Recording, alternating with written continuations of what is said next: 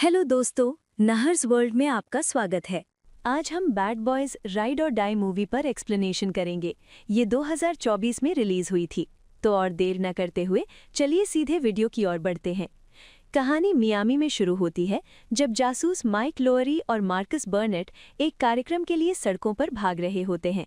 Marcus पेट दर्द का बहाना बनाता है, माइक को 90 सेकंड का समय देता है कुछ जिंजर एल खरीदने के लिए।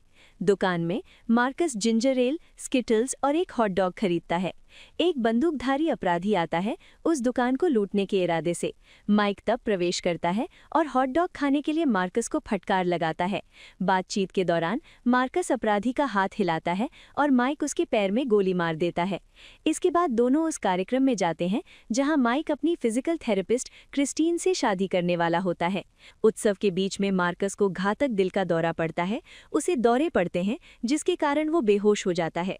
जब उसके दोस्त और परिवार मदद के लिए चिल्ला रहे होते हैं, मार्कस खुद को एक समुद्र तट पर देखता है जहां हावर्ड एक पेड़ के पास खड़ा है। वो मार्कस के पास जाता है और उससे कहता है कि उसका समय अभी नहीं आया है। कुछ हफ्तों बाद मार्कस अस्पताल में जागता है, छत से चिल्लाकर कहता है कि उसका एक नया जीवन है और वो अब मौत से नहीं डरता। वो माइक को लेकर अपने घर वापस आता है जहां क्रिस्टीन और थेरेसा अपने परिवार के बाकी सदस्यों के साथ मार्कस का स्वागत करती हैं। लेकिन मार्कस थेरेसा के सभी स्वस्थ खाद्य पदार्थों को हटा देता है और इसके बजाय शरीर शक्ति बढ़ाने वाली चीज़ों को देखकर चिढ़ जाता है। मियामी में कहीं जेम्स मग्रा नाम का एक पूर्व डीए अधिकारी एक कार्टेल बैंकर से मिलता है और उसे कैप्टन हॉवर्ड के नाम के एक खाते में पैसे ट्रांसफर करने के लिए कहता है। पैसा ट्रांसफर होने के बाद मग्रा अपने एक गुंडे को बैंकर के अंगरक्षक को गोली मारने और फिर बैंकर की प्रेमिका को पकड़ने का निर्देश देता है ताकि वो बैंकर को और फिर खुद को गोली मार सके। अगली सुबह माइक को पता चलता है कि कैप्टन हॉवर्ड को रिश्वत के लिए फंसाया जा रहा है क्योंकि उन पर कार्टेल के साथ मिलीभगत का आरोप लगाया जा रहा है। माइक और मार्कस वरिष्ठ अधिकारियों का सामना करने के लिए पुलिस स्टेशन जाते हैं जो मानते हैं कि हॉवर्ड एक धोखेबाज था। फिर जूडी आती है और खुद को इस मामले में उलझाने की कोशिश करती है। वो माइक को ये भी बताती है कि अगर वो कभी उसके बेटे आर्मंड से मिलता है तो वो अपने पिता की हत्या के बदले उसे मार डालेगी। आर्मंड माइक की पहली पत्नी की संतान था। बाद में माइक और मार्कस जेल में आर्मंड से मिलते हैं और उससे पूछते हैं कि क्या हॉवर्ड कार्टेल के साथ मिलीभगत में था। आर्मंड समझाता है कि वो पूरी तरह निर्दोष है, लेकिन उसके गिरोह के लोगों ने हॉवर्ड की हत्या की साजिश रची थी। वो उन्हें चेतावनी देता है क्योंकि उनके साथ खेल खेला जा रहा है। आर्मंड को मग्रा नाम के व्यक्ति का नाम याद नहीं है, लेकिन उसका चेहरा याद है क्योंकि वो आर्मंड की मां के साथ काम करता था। वो उसे पहचान लेता है। इस बीच मग्रा और उसके गुंडे अपना काम जारी रखते हैं, लेकिन एक बार जब वे हॉवर्ड के खाते में प्रवेश करने की कोशिश करते हैं तो वे एक फेलसेफ सक्रिय कर देते हैं जो हॉवर्ड के नंबर से माइक और मार्कस को एक वीडियो संदेश भेजता है। वो समझाता है कि वो जानता है कि उसके मरने पर वे इसे देखेंगे और वो जानता है कि 20 साल से अधिक पुराने किसी मामले के लिए उसे दोषी ठहराया जा रहा है। हॉवर्ड उन्हें कोक बोतल जॉइंट का पालन करने के लिए कहता है जिसका अर्थ है उसका नाम, फ्लेचर का एक पूर्व मुखबिर। माइक और मार्कस फिर फ्लेचर के क्लब में उससे बात करने जाते हैं। फ्लेचर जानता है कि वे कैप्टन हॉवर्ड के हैं, इसलिए वो उन्हें बताता है कि उसने कैप्टन की जानकारी एक सुंदर वस्तु में छिपा रखी है। वो उस वस्तु का नाम बताने ही वाला था, तभी मैग्रॉ फ्लेचर के सिर में गोली मार देता है क्योंकि मार्कस ने पहले ही उसकी ओर बंदूक तान रखी थी। मैग्रॉ तब भाग जाता है जबकि उसके गुंडे माइक और मार्कस का पीछा करते हैं। माइक और मार्कस क्लब छोड़ देते हैं और एक गैंगस्टर का पीछा करते हैं, लेकिन गोलीबारी के बीच माइक घबरा जाता है। रीटा और उसके अधिकारियों के आने से पहले सभी गैंगस्टर भाग जाते हैं। माइक मार्कस को ये बताने से रोकता है कि वे हॉवर्ड के बारे में जानकारी इकट्ठा करने आए थे। अधिकारी डॉन उन्हें बताता है कि क्लब के सीसीटीवी कैमरों में उसके बारे में कोई जानकारी नहीं मिली क्योंकि मैग्रॉ के लोगों ने उन सभी को नष्ट कर दिया था। फिर एक महिला पुलिस अधिकारी कैली निगरानी तस्वीरें और फुटेज लाती हैं जिसमें एक क्यूआर कोड होता है जिसे कैली और डॉन उन्हें अनलॉक करने में मदद करते हैं। इसमें हॉवर्ड का एक और संदेश है। वो आगे समझाता है कि वो एक कार्टेल मामले पर काम कर रहा था और माइक और मार्कस को इससे दूर रखा था क्योंकि उसने पहली फिल्म के 2 अन्य जासूसों रूई और सांचेज को इस मामले में लगाया था, लेकिन वे एक कार दुर्घटना में मारे गए। हॉवर्ड उन दोनों को चेतावनी देता है। वो खुलासा करता है कि कार्टेल के पुलिस और एफबीआई में कुछ कर्मचारी हैं। जेल में मैग्रॉ द्वारा भेजे गए गुंडे आर्मंड पर हमला करते हैं, लेकिन आर्मंड उन सभी को मार देता है। माइक इसके बाद रीटा और वरिष्ठ अधिकारियों को हेलीकॉप्टर से आर्मंड को मियामी ले जाने के लिए मना लेता है, उन्हें राजी होने के लिए मजबूर करता है। दुर्भाग्य से मैग्रा और उसके गुंडों ने पहले ही हेलीकॉप्टर को हाईजैक कर लिया था। मैग्रा पायलट को हमले के लिए, माइक और मार्कस को फंसाने के लिए धमकी भरा संदेश भेजने के लिए मजबूर करता है। फिर वो पायलट का गला काट देता है। मैग्रा माइक और मार्कस के साथ लड़ाई करने के बाद अपने कुछ साथियों के साथ हेलीकॉप्टर से भाग जाता है और हेलीकॉप्टर को दुर्घटनाग्रस्त होने के लिए छोड़ देता है। फिर वे कुछ जीवित बचे लोगों के साथ लड़ते हैं। माइक और मार्कस खुले हैचबैक से आर्मंड को बचाते हैं।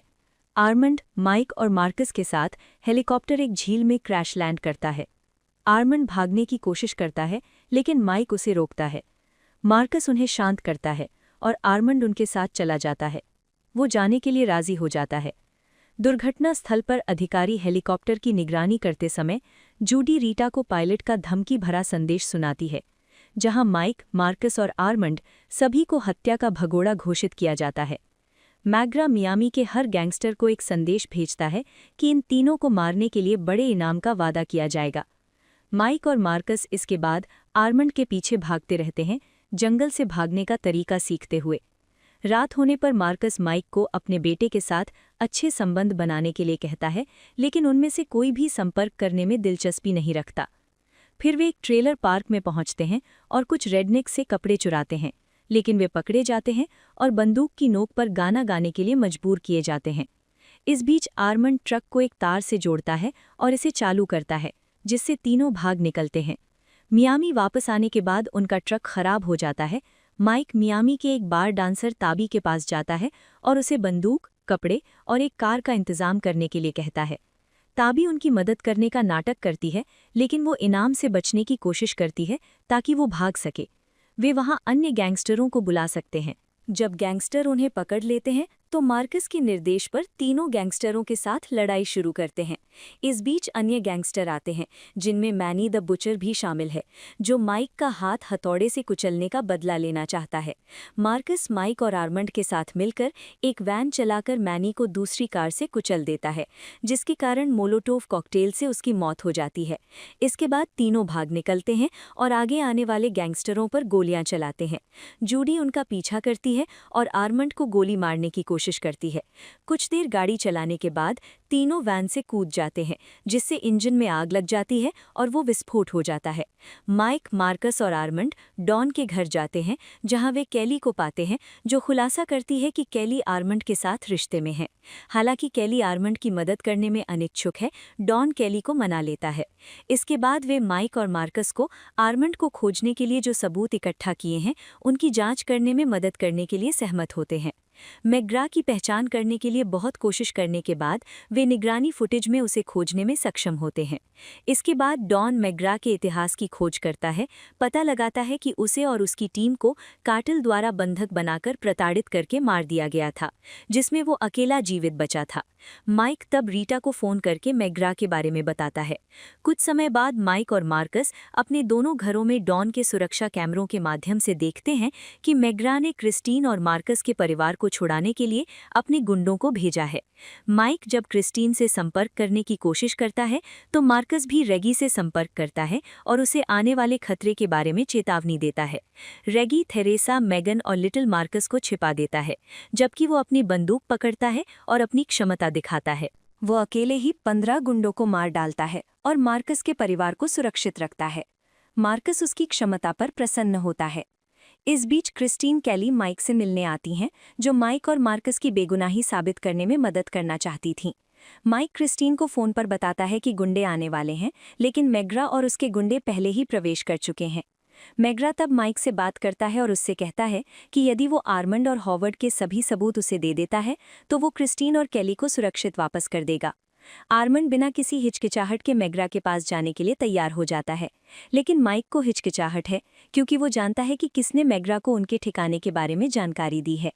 माइक रीटा को इसके बारे में बताने के लिए फिर से फोन करता है और इस बार वो लॉकवुड के साथ है। फिर वो लॉकवुड को बताता है कि वो पुलिस स्टेशन जा रहा है क्योंकि उसके पास कुछ सबूत है, जिसे देखने के लिए लॉकवुड साथ जाने पर जोर देता है। जैसे ही वे लिफ्ट से नीचे उतरते हैं, रीटा लॉकवुड का संदेश देखती है और जान जाती है कि वो मैग्रा के साथ काम कर रहा है। लॉकवुड रीटा को बताता है कि वो मैग्रा के साथ काम कर रहा है। रीटा को सच्चाई पता चलती है और लॉकवुड उसे बताता है कि वो मैग्रा के साथ काम कर रहा है। वो आत्महत्या करने की कोशिश करता है, लेकिन फिर केली और डॉन आकर उसे नीचे उतार देते हैं।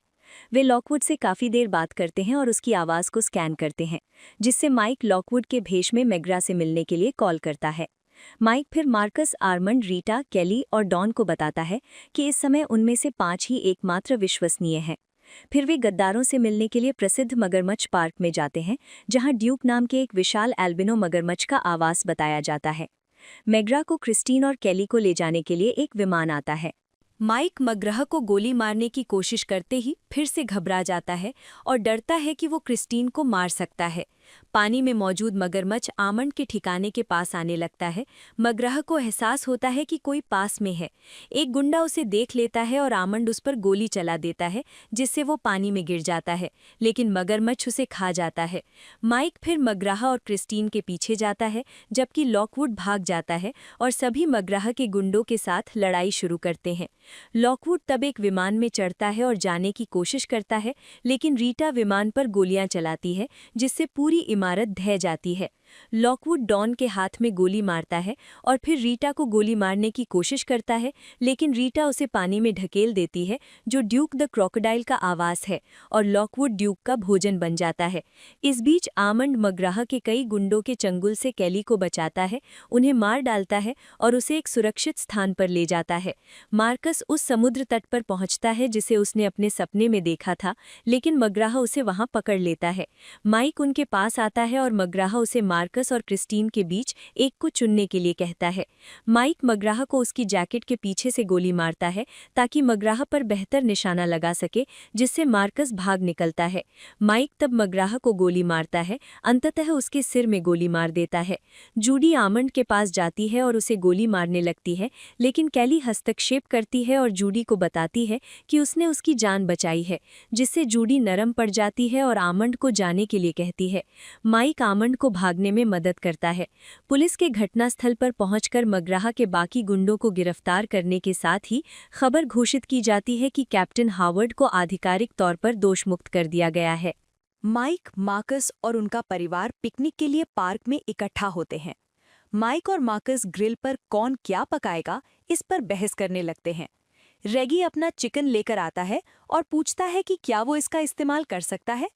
बैड बॉयज कुछ देर उसे देखकर हंसते हैं, लेकिन फिर उन्हें याद आता है कि रेगी ने अकेले ही मैग्रा के आदमियों को मारा था और मार्कस के परिवार को बचाया था।